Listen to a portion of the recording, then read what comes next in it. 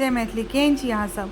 तऽ ई राखी का वीडियो हम डालि रहल छी जे कि काल्हि के अछि, आइ हम डालि रहल छी।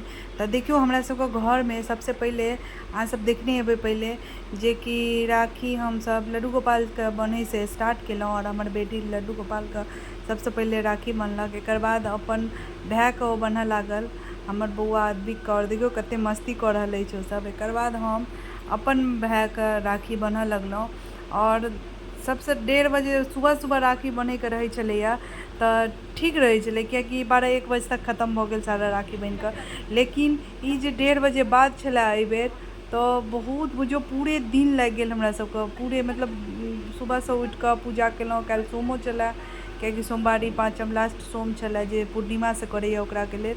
तऽ पूरे दिन लागि गेल, बुझियौ जे 11 बजे राति तक इएह सबमे लागल रहलहुँ, राखी ताखी इम्हर बनाए बुनाए।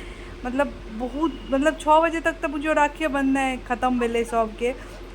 एकर बाद देखियौ हम अपन भायके राखी बान्हि रहल छी और गोर लागि रहल अछि हमरा।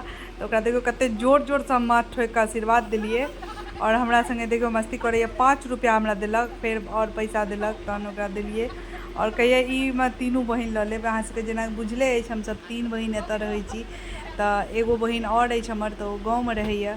तऽ चलू अहाँ सबके केहन लागल वीडियो जरूर बताएब।